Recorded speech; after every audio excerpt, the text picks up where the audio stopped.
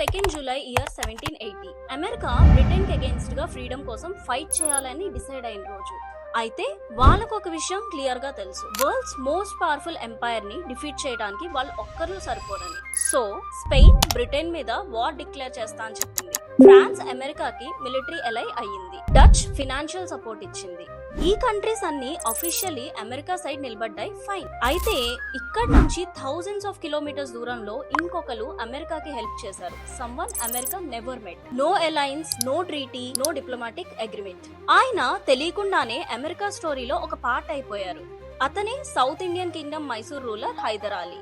1780s లో America British తో war చేస్తున్న సేమ్ టైంలో Hyder Ali British East India company మీద second Anglo Mysore war start చేశారు. ఇదే టైంలో బ్రిటన్, అమెరికా, యూరోప్, కెరేబియన్ ఇలా మల్టిపుల్ ఫ్రెండ్స్ తో ఒకేసారి వార్ చేస్తుంది. సో హైదర్ అలీ ఇలా సడన్ గా వార్ స్టార్ట్ చేయడంతో బ్రిటన్ కి అమెరికాలో యూజ్ అవ్వాల్సిన money, man power, military resources అన్ని ఈ వార్ కోసం డివైడ్ చేయాల్సి వచ్చింది.